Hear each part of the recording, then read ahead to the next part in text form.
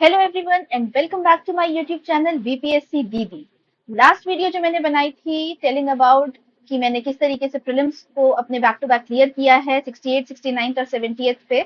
उस वीडियो पे मुझे बहुत ही ज्यादा पॉजिटिव रिस्पांस मिला है। सबसे पहले तो थैंक यू एवरीवन उसमें इतने ज्यादा व्यूज देने के लिए। आई रियली फेल्ट कि जो भी मैंने इन्फॉर्मेशन दी, जो भी मैंने अपने एक्सपीरियंस से चीजें शेयर की, वो आपको कहीं ना कहीं हेल्पफुल रही हैं। मुझे बहुत से लोगों ने कमेंट्स किए हैं, बहुत सारे मैसेजेस आए हैं टेलीग्राम पे रिगार्डिंग प्रीलिम्स की स्ट्रैटेजी और किस तरीके से बुक लिस्ट वगैरह जो मैंने बताई थी वो हेल्पफुल थी। उसी के साथ साथ मुझे बहुत सारी रिक्वेस्ट आई है जिसकी वजह से मैं सेकंड वीडियो लेकर के आपको प्रेजेंट कर रही हूँ कि किस तरीके से मेरे जो 68, 69 के मेंस थे उनमें क्या कमी रह गई जिस वजह से जो है मुझे इंटरव्यू कॉल नहीं आया। तो आज हम डिस्कस करने वाले हैं मेरे 68, 69 के एक्सपीरियंसेस कि वहां पे मुझे किस सब्जेक्ट में कहाँ पे कमी रह गई थी जिसकी वजह से मेरे कितने मार्क्स।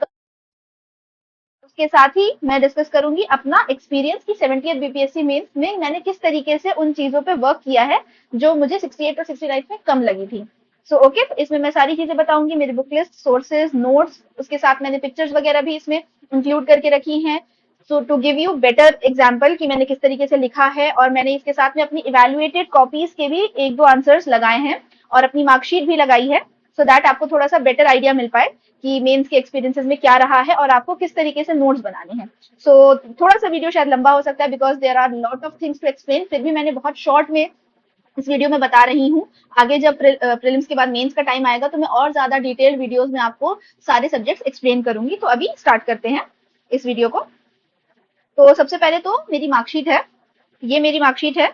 पिछली बार वाले उसमें लोगों ने बोला वीडियो में कि जो आपने मार्कशीट्स वगैरह के स्क्रीनशॉट्स लगाए हैं वो बहुत ज्यादा क्लियरली विजिबल नहीं है, तो अब विजिबल हैं, आप आराम से देख सकते हैं। ये मेरी मार्कशीट है 68 की, ठीक है। और इसमें ऑब्वियसली मेरे मार्क्स मैंने बताए थे, पहली इंट्रोडक्टरी वीडियो जो थी मैंने उसमें आप सबको एक्सप्लेन किया था कि किस तरीके से उसी साल जो था वो पैटर्न चेंज हुआ था बीपीएससी का। पहले इतने ज्यादा क्वेश्चंस नहीं पूछे जाते थे, शॉर्ट क्वेश्चंस वगैरह इसी बार इंट्रोड्यूस हुए थे। मेरी बहुत ही ज्यादा आंसर राइटिंग प्रैक्टिस नहीं थी जिसकी वजह से मेरे क्वेश्चंस इनकम्प्लीट थे। मेरे बहुत सारे क्वेश्चंस थे जो मैं कंप्लीट नहीं कर पाई थी, कुछ शॉर्ट क्वेश्चंस, एक दो लॉन्ग क्वेश्चंस, जिसकी वजह से मेरा पेपर काफी मिस आउट हुआ था, जो रिफ्लेक्ट हुआ मेरे स्कोर्स में। मुझे जीएस 1 में 110 मार्क्स मिले, जीएस 2 में 113 मिले, एंड एसए का तो फिर भी वेल सफिशिएंट था, उसमें मुझे 151 मिले। बट इसमें जो सबसे बड़ा प्रॉब्लम मुझे फेस करने को मिला वो था कि जो उसमें नंबर ऑफ पेजेस होते हैं मैं उसे फुलफिल नहीं कर पाई। मेरे बहुत से ऐसे पेजेस थे जो एम्प्टी थे, एंड ट्रस्ट मी, बीपीएससी की जो आंसर बुकलेट होती है उसमें अगर आपके पेजेस खाली है तो ये बहुत ही ज्यादा नेगेटिव आपका पर्सपेक्टिव बनता है यहाँ पे आपको लेकर के एग्जामिनर का कि भाई बच्चे ने तो लिखा ही नहीं है। तो वो पहले से ही उन्हें समझ में आ जाता है कि अच्छा इन्होंने तो लिखा ही कम है, तो फिर वो स्कोर्स भी उसी हिसाब से देते हैं। तो यहाँ पे जो मेरा टोटल स्कोर था वो था 374, और जो मेरी कट ऑफ है अनरिजर्व्ड फीमेल की वो थी 447। तो आप देख रहे हैं कि यहाँ से यहाँ तक पे अच्छे खासे मार्क्स का डिफरेंस था। तो 68 के बाद मतलब जब मैंने मेंस लिखा था तो फिर भी मुझे थोड़ी बहुत उम्मीद थी, हर बच्चे को होती है, मेरा पहला मेंस था तो मुझे लगा था कि क्या पता शायद हो जाए, क्योंकि उस वक्त पे बहुत सारे ऐसे सिलेक्टेड ऑफिसर्स भी हैं जिनके मेंस में क्वेश्चंस छूटे थे। बट फिर मेरा रिजल्ट आया एंड ऑब्वियसली मेरा सिलेक्शन नहीं हुआ 68 में। लेकिन इसके बाद फिर मैंने अपनी चीजों पे मैंने रियलाइज किया कि कहाँ कहाँ कमियां रही थी। इस टाइम पे जो मेरी इवेल्युएटेड कॉपी आई थी उसका टाइम फ्रेम निकल गया था, दैट इज वाई मैं उसे डाउनलोड नहीं कर पाई, तो वो मेरे पास नहीं है। अदरवाइज मैं अपनी 68 की इवेल्युएटेड कॉपी आपको दिखाती, हालांकि उसमें इतना कुछ था नहीं दिखाने का, पेजेस बहुत खाली छूटे थे। और दूसरी चीज जो एक इंपॉर्टेंट चीज इसमें थी वो ये थी कि मेरी हैंडराइटिंग बहुत छोटी थी, ठीक है। जो मेरी हैंडराइटिंग थी वो बहुत ही ज्यादा छोटी थी, तो उसकी वजह से और भी ज्यादा जो पेजेस हैं वो मैं फुल नहीं कर पाई। कि मतलब अगर जो मैं कंटेंट लिख रही हूँ एक पेज में छोटा छोटा मैंने इतना सारा लिखा था, बट ऑब्वियसली वो आपको देते हैं, देखिए जैसे 6 से 7 साइड्स होती हैं आपके लॉन्ग आंसर्स में और 2 साइड्स होती हैं आपके शॉर्ट आंसर में, तो वो आपको फिल करना है। तो मेरा वो कंप्लीटली अच्छे से फिल नहीं हो पाया था, तो ये मेरा 68 का एक्सपीरियंस था। इसके बाद मैंने सिमिलरली सेम ईयर ही आ, हमारा 69 का पीटी हुआ, ये वाला जो मेंस था ये मैंने दिया था मई 2023 में, और इसके बाद जो पीटी हुआ था 69 का वो था सितंबर 2023 में। तो आप देख रहे हैं कि मेरे पास ऐसे बहुत ज्यादा स्पेसिफिक टाइम नहीं था। तो जैसे ये कंप्लीट हुआ उसके बाद से फिर मैं पीटी में लग गई थी, और पीटी का रिजल्ट आया था I guess if I am not wrong November में। तो नवंबर तक, ये तो 30 सितंबर को हुआ था, 30th को, तो यहाँ से लेकर के नवंबर जब तक रिजल्ट नहीं आया था तब तक मैं लेजिट बता रही हूँ मैं कुछ नहीं कर रही थी। मैंने बहुत ज्यादा ऐसे कोई रिवीजन नहीं किया था, कुछ भी नहीं किया था। मुझे था कि एक बार रिजल्ट आ जाएगा, उसके बाद accordingly I will start preparing. But ऐसा ना करे तो अच्छा होता है, पहले से अगर आप प्रिपेयर करके रखें तो it will be good. But क्योंकि मेरा 68 के टाइम पे मैक्सिमम नोट्स बने हुए थे, तो मुझे बहुत ज्यादा नोट मेकिंग नहीं करनी थी। मुझे मेन था कि मुझे इस बार आंसर राइटिंग पे फोकस करना है। मैंने 68 के टाइम पे कोई भी आंसर राइटिंग ठीक से नहीं करी थी, बिल्कुल प्रैक्टिस नहीं किया था, 3 घंटे का जो टाइम होता है वैसे। तो उसकी वजह से वो मेरे रिजल्ट में दिखा। ठीक है, इसके बाद आया 69। 69 के लिए जैसे मैंने बताया, सितंबर में 69 का पीटी हुआ, नवंबर में रिजल्ट आया, एंड जनवरी फर्स्ट वीक में हमारा एग्जाम था।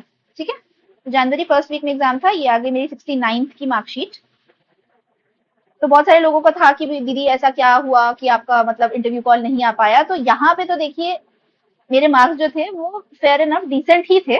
GS1 में आई गॉट 163, GS2 में 132, SA में 156 और मेरा टोटल स्कोर था 451। अब मेरी किस्मत कह लीजिए, जो भी मेरा जो अनरिजर्व फीमेल का इस बार का कट ऑफ था वो गया 463 रिटन एग्जाम का। और अगर आप देखेंगे कि पिछली बार जो 68 का था उसका जो कट ऑफ था वो 447 था। तो इस कट ऑफ से तो मैंने अपने जो ओवरऑल स्कोर किया इस बार वो तो ज्यादा ही किया, बट लेकिन इस बार ऑब्वियसली कट ऑफ ही थोड़ी और हाई चली गई। तो इस बार कट ऑफ थी 463, मेरे मार्क्स थे 451, तो 12 मार्क्स की वजह से मेरा जो है इंटरव्यू कॉल इस बार रह गया। अब ये 12 मार्क्स कहाँ कहाँ पे मेरी गलती से कटे या कहाँ पे मेरी बेवकूफी कह लीजिए उसकी वजह से कटे, क्योंकि 12 मार्क्स यूजुअली अगर हर क्वेश्चन में भी मैं आधा आधा मार्क्स जोड़ूं लॉन्ग में तो भी किसी तरीके से इधर उधर से मिला करके हो सकता था पूरा। बट ठीक है, तो इसी पे अब डिस्कस करेंगे कि कहाँ थे ये 12 मार्क्स जो मेरे कटे। तो इसके बाद मैंने अटैच किया है, हाँ ये आप देख सकते हैं, ये मेरी इवेल्युएटेड कॉपीज जो हमें मिलती है मेंस की, उसका फ्रंट पेज होता है। तो उसके फ्रंट पेज पे बेसिकली इस तरीके से वो पूरा दिखाते हैं कि कौन सा सब्जेक्ट है और टोटल स्कोर क्या मिले और किस क्वेश्चन को आपने अटेम्प्ट किया था और उस क्वेश्चन में आपको कितने स्कोर्स मिले हैं। तो GS1 का जैसा आपने देखा मेरी मार्कशीट का 163 था मार्क्स, यहाँ पे 163 मेंशन्ड है, और GS2 में 132 मार्क्स थे, 132 यहाँ पे मेंशन्ड है। तो अब ये देखिए इधर क्वेश्चन नंबर 1 ये हो गए शॉर्ट क्वेश्चन। ठीक है, तो 1 का ABCDE, तो इसमें मुझे पहले में 8 में से 2.5 मार्क्स मिले हैं, कम है। मैंने बिल्कुल लास्ट में, मेरा इस पेपर का ये लास्ट क्वेश्चन जब था जो मैंने अटेम्प्ट किया था, तो इसमें 2.5 मार्क्स मिले हैं, इसमें 5 मिले हैं विच इज गुड। 8 में से देखिए यहाँ पे मुझे 5.5 भी मिले हैं, फिर 7 मार्क्स में 4 मार्क्स मिले हैं, 7 मार्क्स में 3 मार्क्स मिले हैं। ठीक है, ये वाला क्वेश्चन हो गया। इसी तरीके से फिर मेरे 2 के सेकेंड क्वेश्चन का मैंने ए और बी में ऑप्शन होता है तो मैंने बी किया था, उसमें मुझे 19 मार्क्स मिले थे। अब देखिए मेरे मार्क्स कहाँ पे कटे, थर्ड वाले क्वेश्चन में। यहाँ पर 38 मार्क्स के क्वेश्चन में मुझे सिर्फ और सिर्फ 8 मार्क्स मिले। तो आप देख रहे हैं कि ये कितने ज्यादा कम मार्क्स हैं। इसमें प्रॉब्लम क्या हुई थी कि मैंने अपने क्वेश्चन को ठीक से एड्रेस करते हुए नोट मतलब आंसर जो था उस तरीके से मैंने प्रेजेंट नहीं किया था, और उन्होंने इवैल्यूएशन में उसमें मुझे लिखा भी है कि योर आंसर इज इनएडिक्वेट। तो क्वेश्चन की डिमांड अगर आप फुलफिल नहीं करेंगे और फिर भी पेज भरेंगे तो ऐसा नहीं है कि सामने वाला आपको मार्क्स दे देगा। देख लीजिए ये 8 मार्क्स मिले हैं। अब आप यही सोचिए कि यहाँ पे 8 की जगह अगर मुझे बेसिक 15 मार्क्स भी मिले होते तो कितने मार्क्स का डिफरेंस आ जाता, 7 नंबर का। ठीक है, और यहाँ पे मुझे कितने 12 मार्क्स का था, तो अगर मुझे वहां बेसिक एवरेज 15 भी मिले होते तो यहाँ पे 7 और माइनस हो गए, तो कितना और मुझे मार्क्स की जरूरत पड़ती, 5 मार्क्स की और जरूरत पड़ती। तो आप देख रहे हैं कि थोड़ा थोड़ा सा भी अगर हम बिलो एवरेज भी चले जाते हैं तो किस तरीके से ये हमको हार्म कर सकता है। ओके, उसके बाद फिर आगे के क्वेश्चंस में 8 में 3, 8 में 5, 8 में 4.5, 7 में 4, 7 में 4.5। तो देखिए बेसिक मुझे इतना लगता है कि मेरे जो शॉर्ट क्वेश्चंस थे उसमें तो मुझे सफिशिएंटली ठीक ही मार्क्स मिले थे। और फिर उसके बाद फिफ्थ के बी में 21 मार्क्स मिले हैं और यहाँ पे देखिए 18 मार्क्स मिले। अब यहाँ जो 18 मिले, अगर यहाँ पे भी 18 मिल गए होते तो फिर क्या ही बात होती, बट खैर अब तो नहीं मिले, बात पुरानी हो गई। उसके बाद आता है यहाँ से DI का पोर्शन। ठीक है, तो मैंने क्वेश्चन 7 का सेकेंड पार्ट किया था, तो यहाँ पे देखिए 6 मार्क्स का है, 6 मिले हैं, 6 मार्क्स का 6 मिले हैं। अब यहाँ है गड़बड़ी, 8 मार्क्स का क्वेश्चन है, 1 मार्क्स मिले, मेरा एक पूरा DI का एक पार्ट गलत हो गया, तो यहाँ पे मेरे 7 मार्क्स चले गए। अब आपने देखिए यहाँ पे मेरे 7 मार्क्स गए, यहाँ पे 7 मार्क्स गए, यही 14 मार्क्स बन गए। मेरा कट ऑफ का डिफरेंस है सिर्फ 12 मार्क्स का। तो DI बहुत ही ज्यादा इंपॉर्टेंट रोल प्ले करता है। इसी तरीके से देखिए फिर यहाँ पे 8 मार्क्स थे, ये 8 मार्क्स मिले हैं, एंड अगेन मेरा एक ये 8 मार्क्स में 1 मार्क्स। तो आप देख रहे हैं ये भी मेरा गलत हो गया, यहाँ पे भी 7 नंबर चले गए। तो मेरा जो पूरा ही मैटर खराब हुआ एक तरीके से, उसका दोष जाता है मुझे, क्योंकि मैंने आपको पहले भी मेंशन किया है कि मेरा मैथ्स जो है वो थोड़ा हिला हुआ है, और ये यहाँ पे दिख गया। DI में मैंने बहुत ही स्टूपिड मिस्टेक करी है, स्टूपिड मिस्टेक करा, आंसर नहीं आया, मैंने जो टेबल बनाया था ठीक था, तभी तो यहाँ पे 8 में 8, 6 में 6 ये मिले हुए हैं। पर यहाँ पे गलती हो गई और यहाँ मेरे 14 मार्क्स इधर कट गए। ये हो गया एक डीआई। अब दूसरा डीआई जो है वो है क्वेश्चन नंबर 8 से। तो यहाँ पे देखिए 7 में 7, 7 में 7, फिर 7 में 7। और जो लोग पूछते हैं ना डीआई में पूरे मार्क्स मिलते हैं कि नहीं मिलते, तो देख लो बिल्कुल मिलते हैं। फिर यहाँ पे 7 में 7, और यहाँ पे ये तो मेरी एक तरीके से बोलो फेवरेट ही मिस्टेक है, 8 में 6 मिले हैं। अब ये 2 मार्क्स क्यों कटा है? क्योंकि मेरा पूरा कैलकुलेशन ठीक है, बट जो फाइनल आंसर है उसमें मुझे ऐड करना था, बेसिक एडिशन था इस डिजिट और इस डिजिट को, और मैंने ये एडिशन ही गलत किया है। तो इसकी वजह से यहाँ पे इन्होंने मुझे 2 मार्क्स काटे हैं। तो आप देख रहे हैं कि मुझे इस चीज में डीआई में मेरे कट गए 7 प्लस 7 प्लस 2, 16 नंबर मेरे डीआई में कट गए। अगर मेरा ये डीआई ठीक होता तो मेरा इंटरव्यू कॉल बहुत आराम से आ रहा था, मैं कट ऑफ बहुत आराम से क्लियर कर रही थी। इसी के साथ में अगर मुझे इस क्वेश्चन में भी एवरेज मार्क्स मिल गए होते और एक आध डीआई भी इसमें से सही हो जाता, तो भी मेरा इंटरव्यू कॉल आराम से बन रहा था। तो अब देख रहे हैं कि थोड़ी थोड़ी सी गलतियों से कितना मेजर इम्पैक्ट पड़ सकता है। आपका पूरा एक साल खराब होता है, आपको फिर से प्रीलिम से शुरू करना पड़ता है, which is very difficult and disheartening. ठीक है, तो ये था मेरा GS1 का। GS2 एवरेज मार्किंग ही होती है, इसमें बहुत ज्यादा आप नहीं एक्सपेक्ट कर सकते। तो 8 में 4, इधर 2.5, 3, 7 में 3, 7 में 3.5।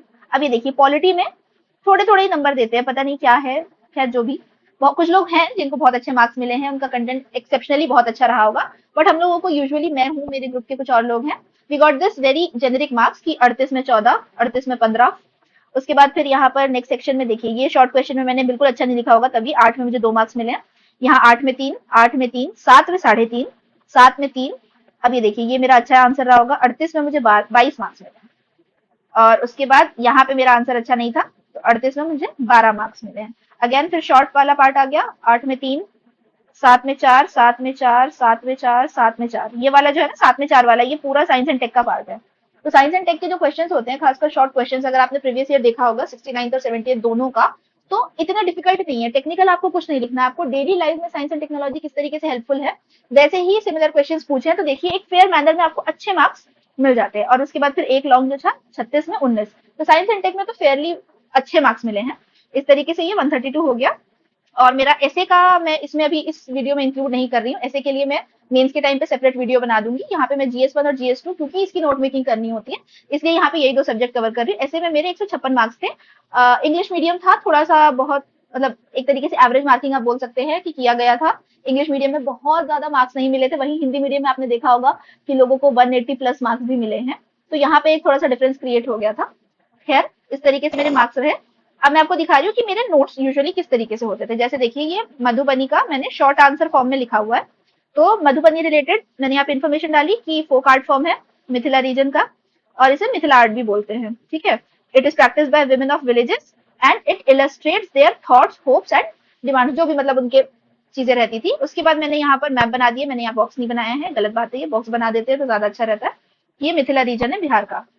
उसके बाद मैंने छोटी सी यहाँ पे मधुबनी पेंटिंग, ये मतलब मैंने अपने नोट्स में बना के रखा हुआ था कि भाई अगर जब भी मधुबनी का क्वेश्चन आएगा तो मैं ये पेंटिंग वहां पे ड्रॉ करूंगी ही करूंगी, इससे थोड़ा सा अच्छा इंपैक्ट पड़ जाता है। और इस बार 70th में ये क्वेश्चन आया भी था, तो मैंने ये ड्रॉ करके आई हूँ। अब बाकी देखिए मार्क्स कैसे मिलते हैं। इसके बाद यहाँ पे मैंने इसके फीचर्स मेंशन कर दिए कि कितने स्टाइल्स होते हैं, ज्योमेट्रिकल पैटर्न्स होता है, रिचुअल कंटेंट होता है ओकेजन्स के लिए, वॉल पेंटिंग बनाई जाती है, माइथोलॉजिकल कैरेक्टर होता है, नेचुरल एलिमेंट डलते हैं, कलर्स नेचुरली बनते हैं, ट्विग्स और मैस्टिक यूज होती है पेंट करने के लिए, मड वॉल्स पे, हैंडमेड पेपर पे और क्लॉथ्स पे भी इसे पेंट किया जाता है। इस तरीके से जो इन्फॉर्मेशन है। तो आप देख रहे हैं प्रेजेंटेशन, मैं आपको प्रेजेंटेशन के कॉन्टेक्स्ट में बताना चाह रही हूँ कि एक पेज पे मैंने कितनी इन्फॉर्मेशन दिख दी है इस तरीके से फ्लो चार्ट में फॉर्म करते हुए। ठीक है, जब हम इस तरीके से आंसर लिखते हैं तो एक तो ये देखने में भी सुंदर लगते हैं और आपका कंटेंट भी अच्छा खासा कवर हो जाता है। उसके बाद छोटा सा मैंने बता दिया चैलेंजेस कि न्यू इनोवेशन होने लगी थी, इस वजह से मधुबनी आर्ट डाउन होने लग गया, lack of market, lack of awareness, lack of patronage वगैरह। उसके बाद छोटा सा एक कंफ्यूजन कि it is an artistic gift we have received from the past, इसे जीआई टैग भी मिला हुआ है, फेमस आर्टिस्ट के नाम मैंने यहाँ पे लिख दिए। ठीक है, that it has taken the art form into eminence to other countries. तो इस तरीके से हमारा शॉर्ट आंसर का मैंने आपको एग्जांपल बताया। अब ये तो हो गए नोट्स में जो हम लिखते हैं। अब मैं आपको दिखा रही हूँ, सेम क्वेश्चन तो नहीं था, सेम क्वेश्चन अभी 70th में आया था, वो नहीं दिखा सकती थी।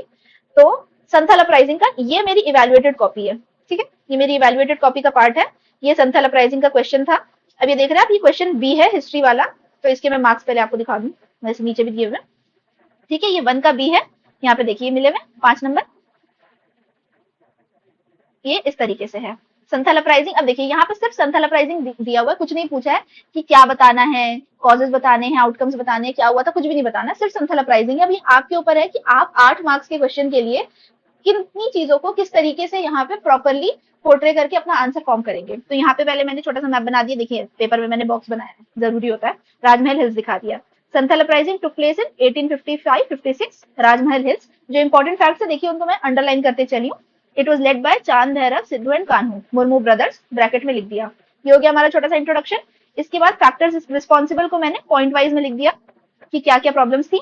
उसके बाद शॉर्ट में एक्सप्लेन कर दिया कि संथाल्स ने ऑर्गेनाइज किया एक रिवोल्ट अगेंस्ट ब्रिटिशर्स, जमींदार एंड इंटरमीडियरीज। उसके बाद फिर मैंने लिखा कि movement was crashed by the British forces but it was still partially successful. Partially successful था। अब उसकी सिग्निफिकेंस हमने लिख दी कि क्या क्या हुआ सिग्निफिकेंस के साथ में, इस तरीके से। अब आप देख रहे हैं प्रेजेंटेशन की सिग्निफिकेंस को मैंने सर्कल कर दिया और यहाँ पे मैंने पॉइंटर्स निकाल दिए, तो मुझे लिखना आसान हो गया। अभी अगर इसे मैं पैराग्राफ में लिखने जाती तो ये 2 पेज में कवर ही नहीं होता। उसके बाद रीजन फॉर फेलियर लिख दिए एंड लास्ट में देखिए ऑप्टिमिस्टिक कंक्लूजन होना बहुत ज्यादा जरूरी है। तो इसमें मैंने लिखा है despite being crushed the movement became an important part of history. Every year 30th June is celebrated as Hul Diwas to commemorate the sacrifice of Murmu brothers. देखिए एक मैंने करंट अफेयर्स रिलेटेड इन्फॉर्मेशन भी एक तरीके से डाल दी कि हर साल 30 जून को मनाया जाता है, और इस तरीके से मैंने अपना आंसर को कंक्लूड कर दिया। ठीक है, और इसमें देखिए ये यहाँ पे मुझे मिले हुए 5 मार्क्स। इस तरीके से होता है, जरूरी नहीं है जैसा आप नोट्स में प्रैक्टिस कर रहे हैं वैसा एज इट इज लिख करके आए, बट यूजुअली इस तरीके हम वहां पे लिखे जाते हैं। अगेन ये एक और क्वेश्चन है जिसके मेरे नोट्स हैं, नॉन कॉपरेशन मूवमेंट के ऊपर है, इसका इन्फॉर्मेशन लिखा। अब ये देखिए कॉजेस को दिखाने के लिए शॉर्ट में ऐसे कि आपको याद भी रहेंगे, जब आप ऐसे प्रैक्टिस करते हैं ना मैप वाइज या फ्लो चार्ट बना करके, तो आपको याद भी रहता है। फिर मैंने फीचर्स लिख दिए। अगेन देख लीजिए ये जो मेरा पैटर्न है ये मेरे नोट्स का पैटर्न है, और ये पैटर्न है जो मैं फॉलो करती हूँ सिमिलरली पेपर में। ठीक है, उसके बाद यहाँ पे लिमिटेशन लिख दिया और उसके बाद यहाँ कंक्लूड कर दिया। इसके बाद ये एक और क्वेश्चन है, ये मेरा साइंस एंड टेक्नोलॉजी का एक और शॉर्ट क्वेश्चन है। ठीक है, तो इसमें क्या क्वेश्चन है, discuss the role of science and technology in industrial development of Bihar. अब इसके लिए आपको कोई बहुत स्पेसिफिक दिमाग में नोट्स होने की जरूरत नहीं है, इस पे आप क्या नोट्स बना के रखेंगे। तो यहाँ पे आपने जो भी पढ़ा होता है वो माइंड में आया और आपने लिखना स्टार्ट किया कि science and technology has aligned the development of Bihar with revolution 4.0। ठीक है, role in industrial development, land digitization है, सिंगल विंडो क्लियरेंस सिस्टम है, डायरेक्ट बेनिफिट ट्रांसफर्स हो रहे हैं, information awareness, online portal, new machineries. और उसके बाद शॉर्ट में डाल दिया with the help of science and technology Bihar is moving from land of industry to land of history to land of industry. तो ये एक थोड़ा सा अच्छा इम्पैक्ट क्रिएट करता है चेकर के माइंड पे। ठीक है, और ये देखिए 7 में से 4 मार्क्स मिले जो कि अच्छे खासे मार्क्स हैं। तो इस तरीके से मैंने अपने आंसर्स लिखे थे। अब आते हैं बुक लिस्ट पे। इस तरीके का जो मेरा GS1, GS2 और ऐसे का कॉपीज है वो मैं डिटेल में आपको दिखा सकती हूँ वीडियो लेक्चर वाइज, पर अभी नहीं, अभी प्रीलिम्स हमारा फोकस है मेंस के टाइम पे। अभी आप लोग जो साथ साथ में मेंस के लिए बुक लिस्ट की डिमांड कर रहे हैं उन्हीं के लिए मैंने ये वीडियो बनाई है। तो ये थी मेरी बुक लिस्ट। सबसे पहले तो PYQ का जो बुक आता है KBC नैनो का, मैं कोई KBC नैनो का यहाँ पे प्रचार नहीं कर रही हूँ, मैंने KBC नैनो यूज करी है, पढ़ी है और बहुत हेल्पफुल रही है, इसीलिए मैं उसे सजेस्ट करती हूँ। ठीक है, इसके बाद बिहार के लिए इसमें देखिए KBC नैनो में क्या है कि ईयर वाइज सारे क्वेश्चंस हैं और उनके आंसर शॉर्ट में एक्सप्लेन है कि किस तरीके से आपको लिखना है। फिर बिहार के लिए बिहार समग्रा की मेंस की किताब आती है अलग से, उसमें अच्छी खासी बिहार रिलेटेड इन्फॉर्मेशन आपको मिल जाएगी। फिर हम आते हैं GS1 पे, तो हो गया GS1 पे हिस्ट्री के लिए, तो PYQ की बुक हो गई, उससे हमने सारे टॉपिक्स लिस्ट डाउन कर लिए और नोट्स बना लिए। उसके बाद एक ये वेबसाइट है selfstudyhistory.com, यहाँ पे आप किसी भी टॉपिक हिस्ट्री का जो है अगर उसे सर्च करेंगे तो काफी अच्छी इन्फॉर्मेशन मिल जाती है। अब ये देखिए आपके ऊपर है कि जब आप नोट्स बना रहे हैं तो रेलेवेंट इन्फॉर्मेशन को आपको किस तरीके से लिखना है। आप पूरी की पूरी वेबसाइट पे जो आंसर गिवन है यहाँ से यहाँ तक उसको पूरा कॉपी पेस्ट नहीं करेंगे, आप उसे पढ़ेंगे, समझेंगे और उसमें से जैसे PYQ बुक में क्वेश्चन लिखा है तो क्वेश्चन की डिमांड को एड्रेस करते हुए आप नोट्स बनाएंगे। ठीक है, उसके बाद आ गया करंट अफेयर्स। करंट अफेयर्स के लिए न्यूज़पेपर, न्यूज़पेपर के बिना जिंदगी नहीं चलेगी अगर आपको एग्जाम्स देने हैं कॉम्पिटिटिव। न्यूज़पेपर में मैं फॉलो करती हूँ इंडियन एक्सप्रेस, जो हिंदू या हिंदी में जागरण या हिंदुस्तान, कुछ भी आप पेपर फॉलो कर रहे हैं, कोई भी एक न्यूज़पेपर फॉलो करिए। आगे मैंने दिखाया भी है लगा करके न्यूज़पेपर क्लिपिंग्स कि मैं किस तरीके से न्यूज़पेपर पढ़ के उसे अंडरलाइन करके जो इंपॉर्टेंट होता था उसकी पिक्चर लेकर के रख लेती थी और फोल्डर में ऐड कर देती थी। इसके बाद करंट अफेयर्स के लिए विजन की मंथली मैगजीन बहुत बहुत ज्यादा जरूरी है। और अभी एग्जाम होने से पहले जो मैंने फॉलो किया था वो था मेंस 365 का क्विक समरी। तो क्विक समरी तो आपके रिवीजन पर्पस के लिए हेल्पफुल हो जाएगी, लेकिन वैसे आप अगर मेंस 365 कर रहे हैं तो ये बहुत सही रहता है। सारे सब्जेक्ट्स की नहीं करनी होती है, ये मेनली आपको करनी पड़ती है पॉलिटी की, इकोनॉमी की, ज्योग्राफी में से थोड़ा बहुत part, IR and science and tech. ठीक है, ये आपके लिए बहुत जरूरी हो जाता है। करंट अफेयर्स आपका इतने में से आराम से कवर हो जाएगा। जो मल्टीपल टॉपिक्स रिपीट हो रहे हैं, जो ट्रेंडिंग है, वो तो रेगुलर न्यूज़पेपर में हर दिन आपको हेडलाइन में दिखेंगे, तो आपको पता चलता जाएगा कि क्या एडिशनल हो रहा है। जैसे अभी हमारे 70th मेन से पहले ट्रम्प का री इलेक्शन जो था, तो ट्रम्प 2.0 से रिलेटेड बहुत सारे डेली हेडलाइंस पेपर में कुछ ना कुछ आ ही रहे थे कि आज मिस्टर ट्रम्प ने ये नई पॉलिसी इंट्रोड्यूस की है या ये टैरिफ इम्पोज किया है। तो इस तरीके से आप उसको फॉलो अप करके पढ़ेंगे। उसके बाद GS1 का जो तीसरा पार्ट है, that is data interpretation. DI के लिए LK झा सर की प्रैक्टिस बुक है, ये बहुत बढ़िया है, इसको आप रेगुलर प्रैक्टिस करेंगे। इसके अलावा आपको ज्यादा नीड नहीं पड़ेगी। और PYQ से तो आप कर ही रहे हैं, PYQ के भी तो आप स्टार्ट सॉल्व करेंगे, तो PYQ से आप स्टार्ट सॉल्व करिए। और बाकी के एक्स्ट्रा क्वेश्चंस प्रैक्टिस के लिए LK झा सर की प्रैक्टिस बुक बहुत अच्छी है। उसके बाद हम आते हैं GS2 पे। GS2 पे देखिए, लक्ष्मीकांत सफिशिएंट नहीं होती है, बट आर्टिकल्स और फैक्ट्स याद रखने के लिए लक्ष्मीकांत जरूरी है। और बाकी PYQ के जो क्वेश्चंस इसमें गिवन थे, केबीसी नैनो में जो आंसर्स थे, मैंने दोनों को मिक्स एंड मैच करके यूज किया है नोट्स बनाने के लिए। और इसके साथ में जो सबसे इंपॉर्टेंट चीजें डाली हैं वो है केस लॉज प्लस जजमेंट्स। ये आपके आंसर्स को एनरिच करते हैं। तो आपको पता होना चाहिए कि फंडामेंटल राइट से रिलेटेड कौन कौन से इंपॉर्टेंट केसेस थे या कौन से इंपॉर्टेंट जजमेंट्स थे। ठीक है, तो ये सारी चीजें आप एड ऑन करते हुए नोट्स बनाएंगे तो वो बहुत हेल्पफुल हो जाएगा। इकोनॉमी के लिए मैंने बिल्कुल इंटरनेट पर रिलाय हुई हूँ, प्रीवियस ईयर के टॉपिक्स देखे हैं, उन्हें लिस्ट डाउन किया है मैंने, आगे में वो लिस्ट प्रोवाइड करी है। और इंटरनेट पे रैंडमली बस मैं सर्च करते चली गई हूँ। हाँ, आपको करना क्या है कि अगर आप मान लीजिए कर रहे हैं फूड प्रोसेसिंग, ठीक है, फूड प्रोसेसिंग आपको बनाना है, इकोनॉमी फूड प्रोसेसिंग इन बिहार। तो जब आप ये सर्च कर रहे हैं तो इसके आगे आप एक छोटा सा टर्म लगा के सर्च कीजिए, दैट इज यूपीएससी। तो इससे क्या है कि जो इंपॉर्टेंट बड़ी कोचिंग इंस्टीट्यूट्स हैं, जो वो लोग पीडीएफ वगैरह डालते हैं, उनके आर्टिकल्स बहुत हेल्पफुल हो जाते हैं। दो तीन ऐसे ही आर्टिकल्स आप चूज करिए और दो तीनों में से ही मिक्स एंड मैच करके एडिट करते हुए कुछ 2 पॉइंट एक टॉपिक से उठा लिए, कुछ 2 पॉइंट दूसरे वाले से उठा लिए, इस तरीके से करके आपको नोट्स प्रिपेयर करने हैं। सिमिलरली ज्योग्राफी के लिए भी आपको यही फॉलो करना है। बेसिक अंडरस्टैंडिंग के लिए आपको एनसीईआरटी लेनी ही पड़ेगी, जो हम प्रीलिम्स के लिए कर ही रहे हैं। उसके अलावा टॉपिक वाइज नोट्स जो हैं वो बनेंगे इंटरनेट से ही। टॉपिक्स मैंने आगे प्रोवाइड किए हुए हैं वीडियो में, सो आप लोग थोड़ा सा पेशेंस रख करके देखिए। इसके बाद साइंस एंड टेक के लिए भी सेम, करंट अफेयर से एक तो रिलेटेड होता है साइंस एंड टेक, जैसे कि कौन सा नया मिशन इसरो लॉन्च कर रही है या क्या से भी डेवलपमेंट्स हो रहे हैं। ठीक है, इसके लिए भी इंटरनेट से बहुत हेल्प मिल जाती है। और काफी सारे कोचिंग इंस्टीट्यूट्स इन सब्जेक्ट्स वाइज बुक्स भी लॉन्च करते हैं। दृष्टि की भी है, बीपीएससी वाला की अच्छी है। तो अगर आपको वैसे हेल्प मिल रही है तो आप किसी भी एक मैगजीन को उठा सकते हैं, किसी भी मतलब एक कोचिंग इंस्टीट्यूट की मैगजीन या बुक को कवर कर सकते हैं, उससे कोई प्रॉब्लम नहीं है। मैं एडवाइस करती हूँ कि आप खुद से नोट्स बनाएंगे तो आपको ज्यादा बेटर अंडरस्टैंडिंग होगी, क्योंकि अभी आपके पास टाइम है। Okay, now next is art of note making. तो नोट मेकिंग करना कैसे है, ठीक है।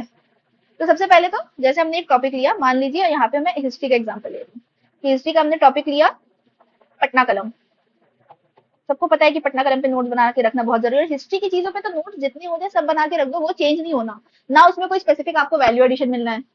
हिस्ट्री के तो नोट्स वही रहेंगे ना, हिस्ट्री थोड़ी बदल जाएगी। तो हिस्ट्री के तो सबसे पहले आपको नोट्स प्रिपेयर करके रख लेने चाहिए। तो सबसे पहले तो इस टॉपिक से रिलेटेड जो भी नेसेसरी इंफॉर्मेशन और डेटा है, अगर कुछ है तो उसे आप इंट्रोडक्शन के लिए बना करके रख लें। उसके बाद मैप्स और डायग्राम्स क्या यूज किए जा सकते हैं, उसे भी अपने नोट्स में ड्रॉ करके रख ले कि पटना कलम है तो और कुछ नहीं तो आपने इंडिया का मैप में पटना दिखा दिया कहाँ है, या बिहार का मैप बनाया, ठीक है, ये गंगा रिवर हो गई, यहाँ पे दिखा दिया कि पटना कहाँ है। ठीक है, इस तरीके से जो मैप्स होते हैं, इस तरीके से डायग्राम्स वगैरह आपने सेव करके रख लिया। ठीक है, सेव करके एज इन नोट्स में बना करके। उसके बाद बॉडी, तो सबसे पहले हम इसका स्टार्ट करेंगे नोट मेकिंग में, हिस्टोरिकल बैकग्राउंड लिखेंगे कि भाई पटना कलम के आर्टिस्ट जो थे वो कहाँ से आए। तो यूजुअली जो इसकी इन्फॉर्मेशन है वो ये है कि मुगल कोर्ट से वो आगे जब मूव ऑन किए, फिर उसके बाद वो आकर के बंगाल में सेटल हुए, फिर जब बंगाल में उनका पैट्रोनेज खत्म हो गया तो फिर वो आकर के पटना में उन्होंने सेटल हो गए, और फिर उन्होंने वहां के लोकल लोगों के लिए, ब्रिटिश ऑफिसर्स के लिए मतलब पेंट करना स्टार्ट कर दिया। तो ये सब आपका हिस्टोरिकल बैकग्राउंड में आ जाएगा। उसके बाद फिर क्या क्या फैक्टर्स रिस्पॉन्सिबल थे या क्या क्या इसके फीचर्स थे, जैसे इस वाले पार्ट में है तो हम लिखेंगे इसके फीचर्स क्या थे। ठीक है, उसके बाद फीचर्स के बाद हो गए इसके, अगर कोई प्रोमिनेंट आर्टिस्ट हैं उनका नाम लिखेंगे। ठीक है, उसके बाद फेमस पेंटिंग्स का अगर हमें कोई नाम पता है तो हम फेमस पेंटिंग्स का नाम लिखेंगे। उसके बाद फिर इनका डाउनफॉल क्यों हुआ और क्या रीजंस थे, ठीक है, ये हमने यहाँ पर लिख दिया। तो ये मैं पटना कलम वाला पेंटिंग वाला है तो उसका बता रही हूँ। ये जो मैंने लिखा हुआ है इधर, दिस इज फॉर एग्जाम्पल कि संथाल अपराइजिंग है या चंपारण सत्याग्रह है, ठीक है, या मुंडा रिबेलियन है।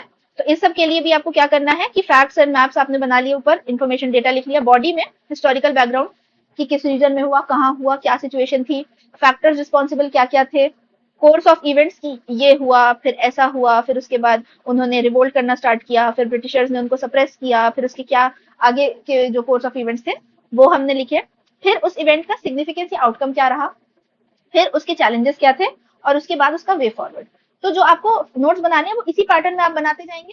तो आपको क्या है कि जब आप आंसर में पुट करना होगा, अब आपको फॉर एग्जांपल एक क्वेश्चन में पूछ लिया, जैसे अभी मेरा ही था 69 का कि संथाल अपराइजिंग, तो आप इसी नोट्स में से अपने उठाएंगे कि ठीक है मैंने इंट्रोडक्शन दे दिया, कहाँ पे था, मैंने मैप बना के रीजन डिफाइन कर दिया, फिर मैंने जल्दी से पॉइंटर्स में फैक्टर्स रिस्पॉन्सिबल बता दिए, फिर मैंने कोर्स ऑफ इवेंट समझा दिया, फिर मैंने सिग्निफिकेंस लिख दिया 2 पॉइंट में चैलेंजेस लिख करके, और कंक्लूड कर दिया ऑप्टिमिस्टिक कि 30 जून को एज हूल दिवस मनाया जाता है, ठीक है।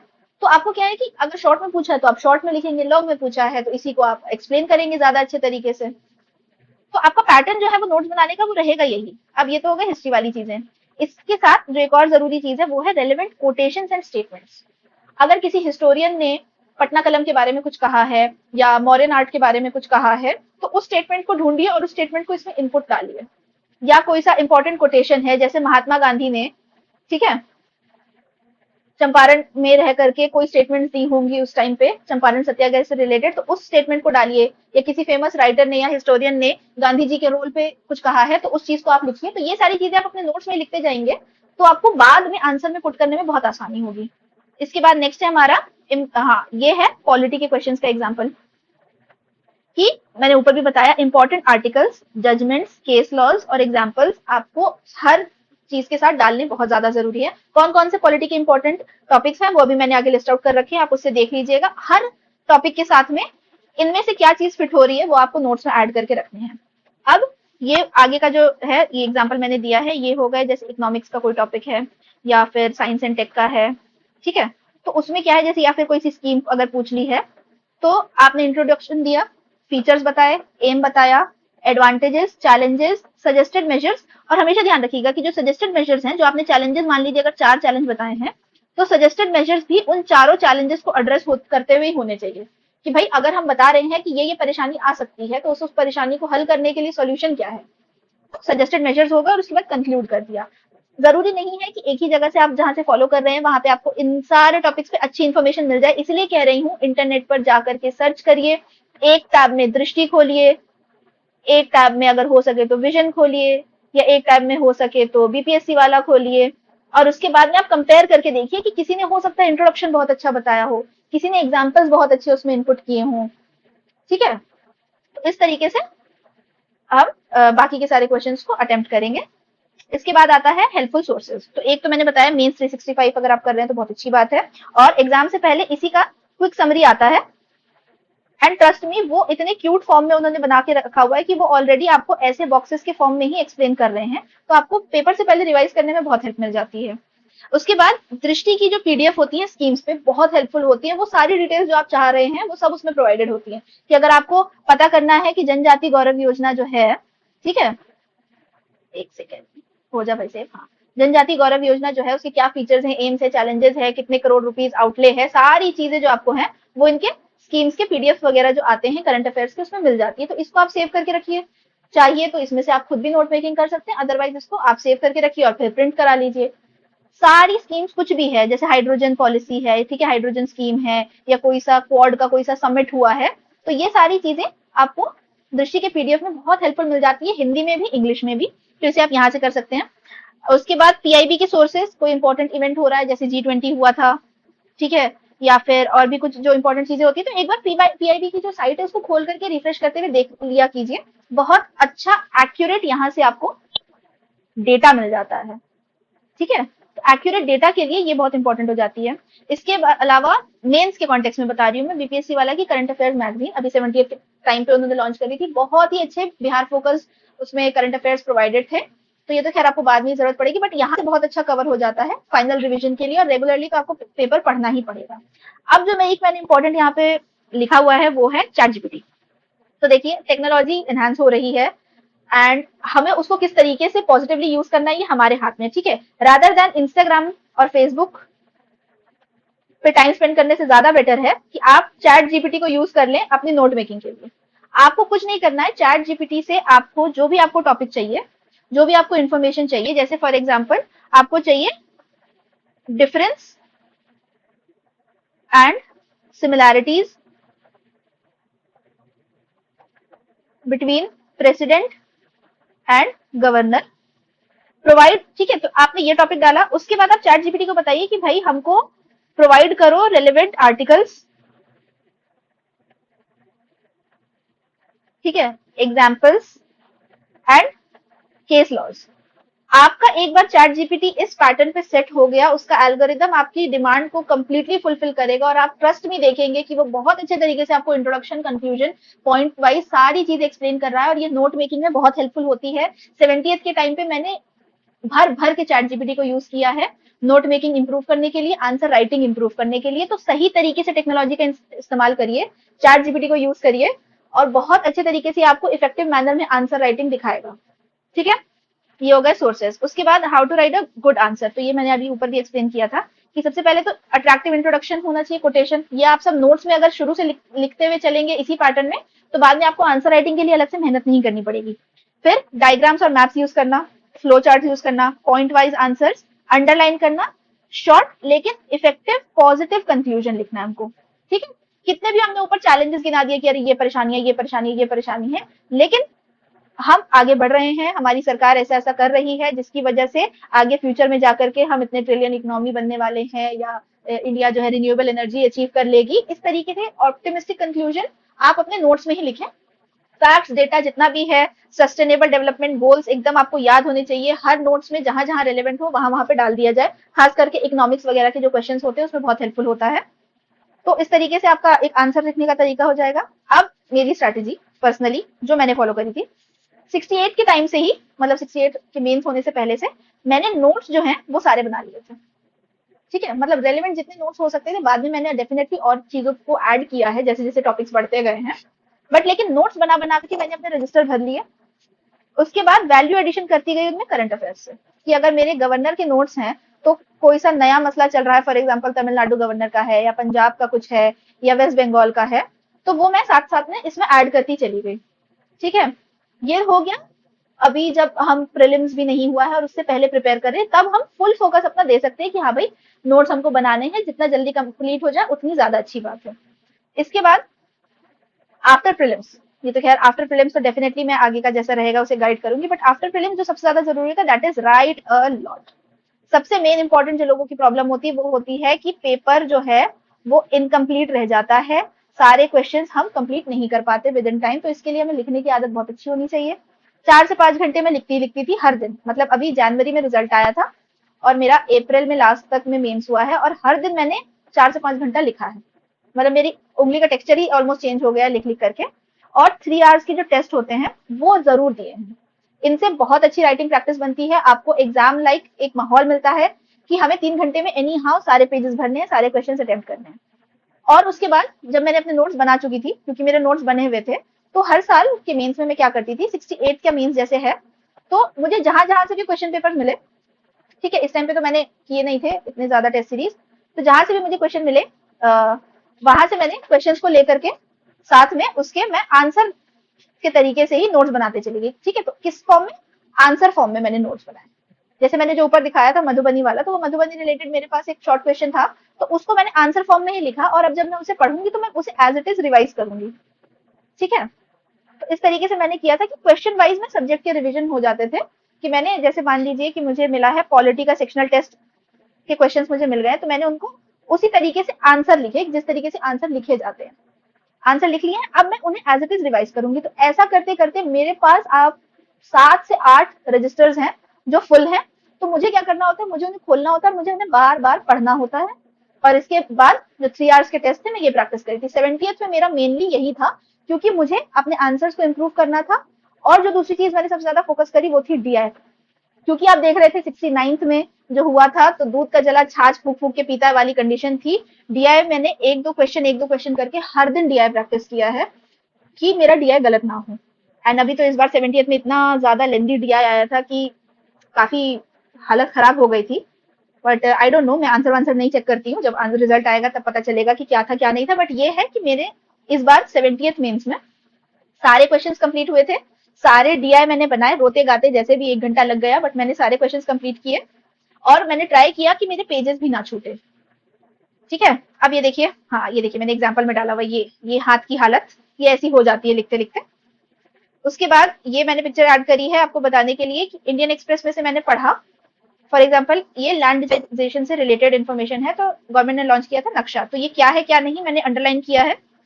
जो मुझे उस टाइम पे इंपॉर्टेंट लगा मैंने अंडरलाइन किया और इसकी पिक्चर लेकर के मैंने सेव कर ली। तो इस तरीके से करके मेरे पास एक पूरा जो है वो पीडीएफ बन जाता है करंट अफेयर्स का, जिसे मैं फिर आंसर राइटिंग में यूज करती हूँ कि अगर मुझे पता है कि अच्छा ठीक है गवर्नमेंट ने ये न्यू इनिशिएटिव लॉन्च किया है, तो अगर कहीं पे साइंस एंड टेक्नोलॉजी या रूरल डेवलपमेंट का क्वेश्चन है तो मैं उसे इस तरीके से यूज कर लूंगी। इसीलिए न्यूज़पेपर पढ़ना बहुत ज्यादा जरूरी है।